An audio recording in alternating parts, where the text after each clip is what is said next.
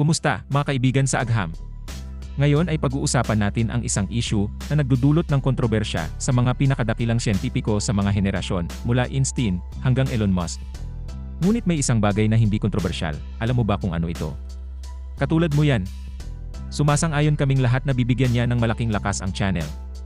Ngayon narito ang malaking tanong, kung ang isang puno ay nahulog sa kagubatan at walang sinuman sa paligid upang marinig ito ba ay gumagawa ng tunog? Sa isang madilim na kagubatan, sa gitna ng isang bagyo, isang puno ang nahuhulog at walang sinuman sa paligid ang makakarinig nito, walang kahit isang buhay na nilalang maliban sa mga halaman. Ang tanong ko, nag-ingay ba ang punong ito nang bumagsak? Subukang tumugon dito sa mga komento, at ipagpapatuloy namin ang video. Ang malinaw na sagot para sa ilang mga tao ay, syempre, walang sinuman ang kailangang naroroon para umiral ang puno at ang tunog. Para bang ang tunog ay may pag-iral na hiwalay sa atin, o sa mga nilalang na may kakayahang makarinig. Ang tunog ay magiging totoo sa lawak na ito ay umiiral sa labas ng ating isip o sa ating mga perception. Kung gayon, iyon ay isang makatotohanang sagot sa aking tanong. Ngayon isipin ang isang katulad na senaryo, kung saan ang lahat ng buhay sa Earth ay nalipol magpakailanman, maliban sa mga puno. Nag-iingay pa ba sila kapag nahuhulog? Ano ang tunog? Ang nakataya dito ay ang kahulugan ng tunog. Kung titingnan mo sa diksyonaryo o Google, may makikita kaming dalawang kahulugan. Ang una ay nagsasabi na ang tunog ay lahat ng bagay na nakukuha ng pandama ng pandinig.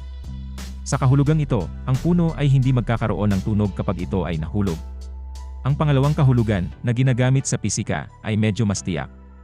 Ang tunog ay ang vibration na kumakalat sa isang materyal na daluyan na may dala sa pagitan ng 20 at 20,000 Hz, na may kakayahang maramdaman ng tainga ng tao.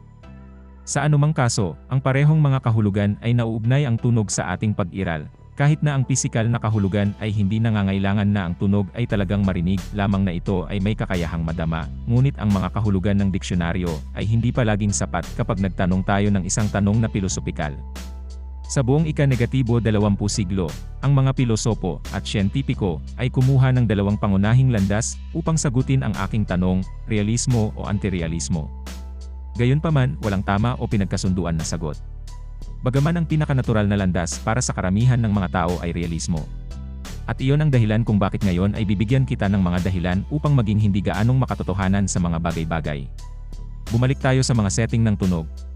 Ang aming mga pangunahing pagpipilian ay: ang una ay nagsasabi na ang tunog ay ang vibration lamang ng hangin na dulot ng puno nang tumama ito sa lupa. Sa kasong ito, ang puno ay gumawa ng ingay at palaging gagawin, dahil ang mundo ay umiiral kahit na walang nakikita ito. Kung isang araw ang lahat ng sangkatauhan ay mawawala na magpakailanman at ang isang puno ay malaglag, ito ay mag-iingay pa rin. Ang pangalawa ay nagsasabi na ang tunog ay isang vibration lamang ng hangin na nagiging sanhi ng mga sound wave na umabot sa ating eardrums, na umaabot naman sa sound receptor cells, na kalaunan ay ipoproseso ng ating utak. Sa kasong ito, ang puno ay hindi gumawa ng tunog nang ito ay nahulog dahil walang eardrum ang natamaan. At ang pangatlong opsyon ay ang tunog na iyon ay ang perception at mental construction na ginagawa natin sa mga vibrations na umaabot sa ating tainga. Sa opsyong ito, ang kahulugan ng tunog ay ganap na relativized sa aming mga perception. At, syempre, ang puno ay hindi gagawa ng tunog kung ito ay nahulog sa isang walang laman na kagubatan. At dito pumapasok si George Berkeley, isang pilosopong Irish sa ika-17 siglo na nagtanggol sa idealismong suhetibista, na isang anyo ng antirealismo na nagsasabing ang realidad ng mundo at ang mga bagay nito ay umiiral lamang hanggang sa nakikita natin ang mga ito. Ang mga ito ay mga konstruksyon ng kaisipan. Ang slogan ng kanyang pilosopiya ay "To be is to be perceived", na ang ibig sabihin ay ang mga bagay na umiiral ay yaong mga nakikita lamang. At ginagawa nitong kakaiba ang tugon ni Berkeley. Sasabihin niya na ang puno ay hindi gagawa ng tunog kapag nahuhulog dahil hindi ito iral, dahil walang makakapansin dito. Oo, parang absurd yun, kaya lang may kasamang maliit na detalye ang sagot niya. Sinabi niya na palaging mayroong isang tao na magmasid sa mundo, isang nakahihigit na pag-iisip na magiging isang Diyos na may kakayahang makita ang lahat saan man sa parehong oras. Para kay Berkeley, ito ang perpektong solusyon, dahil hindi lamang siya isang pilosopo, kundi isang Anglican na obispo. Marahil ay hindi sapat ang kanyang sagot, ngunit ang ideya na ang mundo ay apektado ng ating obserbasyon at ang paraan ng ating pangmalas dito ay may katuturan pa rin. Ang isa sa mga kamanghamanghang kaso nito ay ang Kirk effect, na isang tunog na ilusyon na nagpapakita sa atin kung paano naapektuhan ang ating pangunawa sa mga tunog ng ating paningin, ang konteksto kung saan ipinasok ang tunog at gayon din ng ating dating kaalaman. Ang nangyayari ay ginagamit ng ating utak ang visual na konteksto upang magsagawa ng isang trick na nagbabago sa katotohanan o hindi bababa sa kung paano natin ito nakikita. Okay, ngayon ay maaari tayong bumalik sa video. Hanggang ngayon ay pinag-uusapan ko ang tungkol sa ontological realism at anti-realism, iyon ay tungkol sa kalikasan ng realidad mismo. Ngunit ang talakayan ay nagiging mas kawili-wili kapag iniisip natin kung paano tayo nakakakuha ng kaalaman sa katotohanan ito at, partikular, kung paano ito ginagawa ng mga siyentipikong teorya. Kung sa tingin mo na ang agham ay totoo, o hindi bababa sa humigit kumulang totoo, at ang mga teoryang iyon ay naglalarawan o nagpapaliwanag ng katotohanan kung ano ito, malamang na tinatanggap mo ang siyentipikong realismo. Ang pangunahing ideya ay ang mga teoryang pang-agham ay totoo at pinag-uusapan ang mga bagay na umiiral kung sila ay nakikita o hindi. Marahil ay hindi mo pa nakikita ang planetang Neptune, ngunit malamang na masasabi mong umiiral ito. Maaari nating obserbahan ito ng hindi direkta sa pamamagitan ng isang teleskopyo o kahit na mahulaan ang pagkakaroon ng mga planeta sa matematika bago man lang obserbahan ang mga ito, tulad ng nangyari sa Neptune mismo. Nangyari ang pagkatuklas ng Neptune dahil naobserbahan ng mga astronomo ang mga kaguluhan sa orbit ng Uranus na lumabag sa batas ng universal na grabitasyon ni Newton.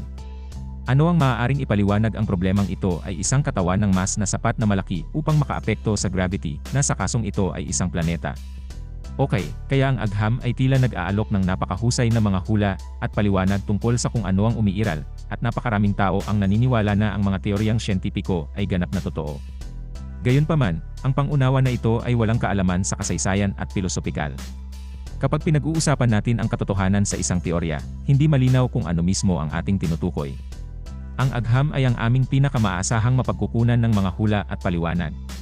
Gumagana ito ng napakahusay, nang walang anino ng pagdududa, ngunit hindi iyon nangangahulugan na ang agham ay ganap na totoo at lahat ng mga teorya nito ay tama. Kung iyon ang kaso, ang mga siyentipiko ay walang trabaho ngayon dahil ang mga problema ay malulutas. Ngunit alam natin na nagbabago ang mga teoryang siyentipiko sa paglipas ng panahon. Ang mga batas ay natuklasan o nilikha, at ang mga teorya ay pinabulaanan o pinapalitan, at ang mga bagong teorya ay lumitaw. Mayroon kaming isang malaking listahan ng mga hindi napapanahong teoryang pang-agham. Halimbawa, Lamarckism sa biology, flawed theory sa chemistry, ether sa physics, geocentrism sa cosmology, miasma sa medisina, bukod sa marami pang iba. Kaya, kung tayo ay medyo pessimistic, maaari nating ipahiwatig na ang mga kasalukuyang teorya ay, o hindi bababa sa maaaring, abandonahin sa hinaharap. Ngunit kung totoo ang mga ito, paano ito posible? Ito ay isa sa mga pagtutol sa siyentipikong realismo, at ang magarbong pangalan para sa argumentong ito ay pessimistic meta-induction. At mayroon pang ibang anyo ng anti-realism na magsasabi lamang na ang mga teoryang siyentipiko ay hindi totoo o mali dahil ang layunin ng agham ay hindi upang ipaliwanag ang katotohanan o maabot ang katotohanan, ngunit upang mag-alok lamang ng isang linguistic scheme na nagpapahintulot gawin natin ito. Mga hula na kapakipakinabang sa atin. At iyon ay magiging instrumentalismo. Pagbabalik sa unang tanong, kung ang isang puno ay nahulog sa kagubatan at walang sinuman sa paligid upang marinig ito, ito ba ay gumagawa ng tunog? Marahil ngayon ang pagsagot ng oo ay hindi na masyadong halata. Isa sa mga pinakatanyag na eksperimento sa quantum mechanics ay ang double slit experiment. Mabilis at sa pangkalahatan, ang ideya ay ang mga elektron o anumang iba pang quantum entity ay pinaputok sa isang plato na may dalawang bukana, dalawang magkatulad na hiwa hanggang sa maabot nila ang isang ibabaw sa likod ng plato na iyon. Kung ang isa sa mga pagbubukas ay natatakpan, kung gayon magkakaroon lamang ng isang butas para sa mga elektron na dumaan upang hindi sila makagambala sa isa't isa. Ang resulta, tulad ng inaasahan, ay isang simpleng sinag ng mga elektron na kumikilos tulad ng mga particle, na parang naghagis tayo ng mga butil ng buhangin sa isang bitak. Ang susunod na hakbang ay ang pagpapaputok ng mga elektron sa pamamagitan ng dalawang openings, ngunit napakabagal. Isa-isa kaming nag-shoot. At ang resulta nito ay isang pattern ng pagkagambala ng alon, na parang ang mga elektron ay kumilos at nakipag-ugnayan sa parehong paraan tulad ng mga alon. Ngunit ito ay hindi inaasahan, dahil ang mga elektron ay pinaputok ng isa-isa, tulad ng mga particle, ngunit ang resulta ay isang interference pattern na katangian ng mga alon. Upang maunawaan kung ano ang nangyayari, isang detektor ay idinagdag sa eksperimento upang matukoy ang pag-uugali ng bawat elektron ng paisa-isa. Ang senaryo ay pareho sa nauna. Ang lahat ng nagbago ay ang pagdaragdag ng detektor na ito. Gayunpaman, ang resulta ay nakakagulat na naiiba. Ang mga elektron ay kumikilos na parang mga particle muli. Ang moral ng kwento ay ang pag-uugali ng butil ay hindi tiyak hanggang sa isang pagsukat ay ginawa. Sa madaling salita, ang aparato na nagmamasid ay nagiging sanhi ng pagbagsak ng alon mula sa sandaling ito ay gumawa ng isang pagsukat na parang hinihingi na ang particle ay magpasya kung magiging isang alon o isang particle.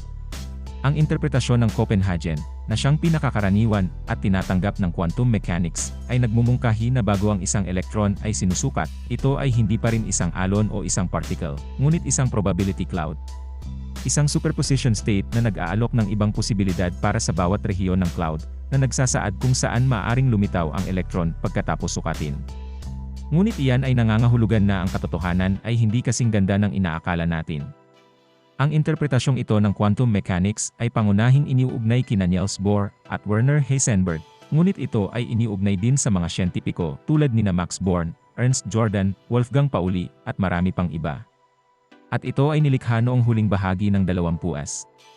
Ang isa sa mga siyentipiko laban sa interpretasyon ng Copenhagen ay walang iba kundi si Albert Einstein, na kumuha ng isang makatotohanang posisyon at, ayon sa mga anekdota, ay nagtanong sa Dutch physicist at historian na si Abraham Pais, naniniwala ka ba talaga na ang buwan ay umiiral lamang kung titingnan natin ito? Ang isa sa mga problema sa interpretasyong ito para kay Einstein ay hindi nito mahuhulaan ng may katiyakan kung ano ang mangyayari sa isang sistema pagkatapos ng pagsukat nito. Sa madaling salita, tinatanggap ng tinatawag na realismo ni Einstein ang physics bilang isang deterministikong teorya na dapat mag-alok sa atin ng mga equation na may kakayahang gumawa ng mga tumpak na hula tungkol sa isang sistema sa anumang sandali ng oras. At iyon talaga ang ginagawa namin sa pag-ehersisyo ng physics ng paaralan, kapag hinihiling sa amin na kalkulahin kung kailan abutan ng isang kotse ang isa pa, dahil sa ilang bilis at distansya. Ngunit ang quantum mechanics ay medyo mas komplikado. At hindi ito nangyayari sa interpretasyon ng Copenhagen, kung saan mayroon lamang tayong mga probabilidad ng hinaharap na estado ng isang sistema, ngunit imposibleng matukoy ang isang halaga bago ang pagsukat. Kaya halika, kung ang isang puno ay nahulog sa kagubatan at walang sinuman sa paligid upang marinig ito. Gumagawa ba ito ng ingay? From the interpretation I just said, we would never know. Magiging ingay lang ba ang puno, o hindi, kung nagkaroon ng isang uri ng detektor sa kagubatan? Sa mga pagsulong sa mga eksperimento sa quantum physics, ang simulation theory ay lumakas. Iminumungkahi ng teoryang ito na ang ating mundo ay talagang isang computer simulation, katulad ng kung paano gumagana ang machine learning neural networks. Si Elon Musk ay isang kilalang taga-suporta ng ideyang ito. Ipinapangatuwiran niya na, tulad ng sa isang simulation, ang ating mundo ay nagpapakita lamang ng mga katangian nito kapag sinusunod. Kasunod ng computational logic na ito, hindi na kailangang i-render ang bawat detalye hanggang sa ito ay maobserbahan. Mag-isip ng isang video game, ang mga graphics ay nabuo lamang habang ang larangan ng paningin ng manika na kinokontrol ng player ay sumusulong sa buong senaryo.